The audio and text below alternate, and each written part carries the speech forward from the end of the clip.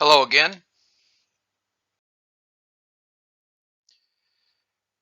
This is coming to you from the College Uta page, and the title of this lecture is High Stakes Assessment Protocols and Processes, and this applies to Bradley math courses in 2021 that are net sessions. And as always, pay attention to what's happening in this video. These processes are important. And again, realize this deals with general net high stakes assessment process and protocols for all of my net offerings. There will be subsequent contributions that deal with specific content issues and other issues associated with your course for the high stakes assessment. So don't expect that to be in this one. There will be a subsequent contribution.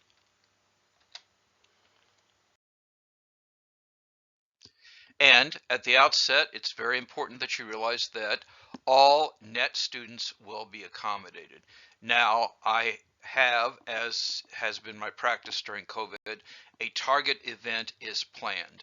But all net students will be accommodated if they have issues with that. But you should send me an email as soon as possible, bradley@cod.edu, and the title should say accommodations in the email. And I will work with the testing organization to establish accommodations.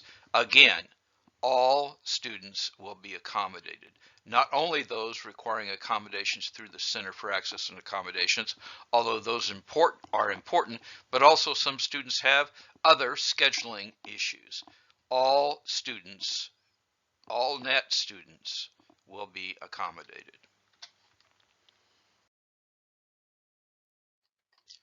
Now, academic honesty is a partnership between faculty and students, but unfortunately, this is a work in progress.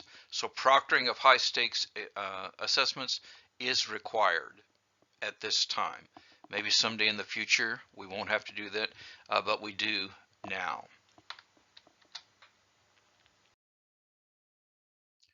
Before COVID, I had a long-standing practice of deploying my exams, high-stakes assessments, in the testing center, and students had flexibility in taking the test, and they also had flexibility in how long they spent doing the test. I liked this idea. But COVID shut this center down, and so this has been COVID compromised. We're not doing things the way I wish we were, but we're doing things the way we must. But realize I still team with the testing group. They provide me proctoring services. They're doing this for me, and they're doing this for you.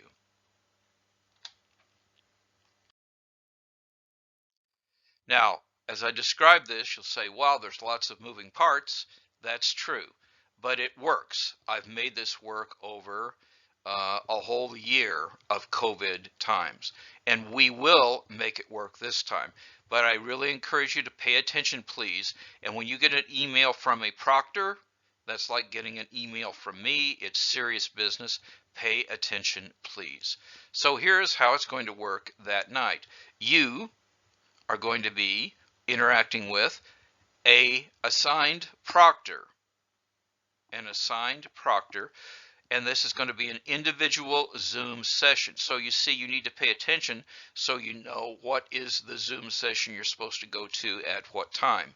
And you'll be dealing with a person who is a proctor. Now, although this is not in living color, and it will be in living color that night, and it'll be a lot more diverse than this, you will have an assigned proctor. They are your friend. You should respect them. They're doing you and me a favor for doing this. So anyway, this is your proctor. Your proctor is not alone, though. There is a head proctor who's behind them if there's some issues, and I am also in phone contact with the head proctor. So you are not alone when you're doing this. It will be fine. We will make it work. Now, there are checklists for remote proctoring. This gives you insight into how we will do it. So you will be doing this over Zoom, so you will install the free Zoom app prior to testing on your smartphone. This tells you where you can get it. And if you already have the Zoom app, make sure it's the most current version, because this is what they're going to be watching you on. This is how the proctoring will happen. So prepare your smartphone before joining the Zoom meeting. Turn off the ringer and notifications, because we're using this to proctor you. Make sure your phone is charged and connected to a power source during the test. Every term, there are students who don't charge their phone and they have problems. We work through the problems, but why don't you make sure your phone is charged and connected to a power source during the test? Then you join the meeting at the time indicated. By the way, they'll probably want you to come a little bit early because they will check you in.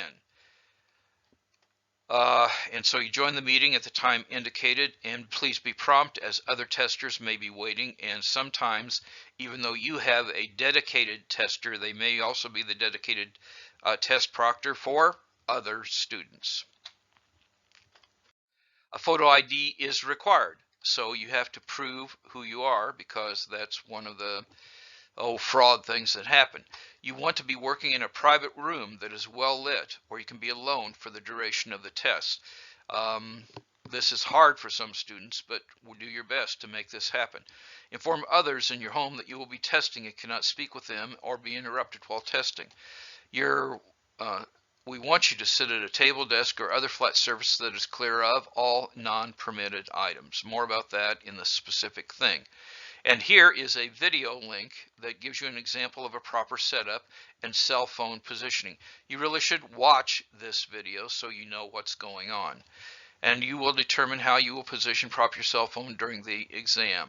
Only one monitor is permitted. Your cell phone is there watching you, so that's the other monitor that's permitted.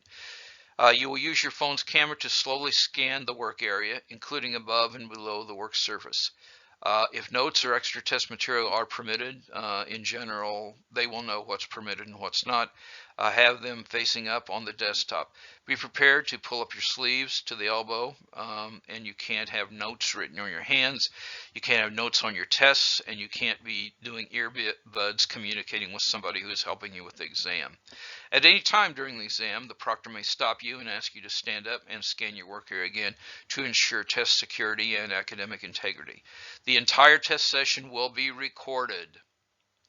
And once the exam begins, you will not be able to take breaks.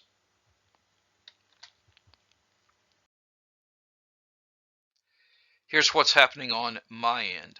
A hard copy of the test will be emailed to you, your COD email, just prior to the test. So if you're starting at 7 o'clock, it might be 7:15. So that will be emailed to your COD address. You are allowed to print this off. You will interact with the proctor because they have the password for the answer sheet, and the answer sheet will be in a tab that looks like this on Blackboard. This is password protected, and you will not know the password until the proctor gives it to you.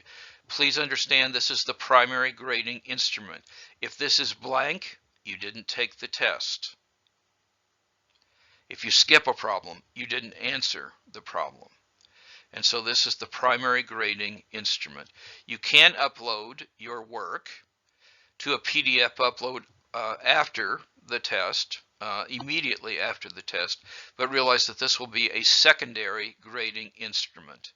I will look here first, and only here if I'm looking to see if you get partial credit for something. But anything that's not answered here, there is no answer, and that's a full deduction. This is harsh, but you know it, and so plan accordingly. In closing, now more than ever, time is precious. Each day must count. Do the math, it will make you strong. And now more than ever, take care of yourself and of each other.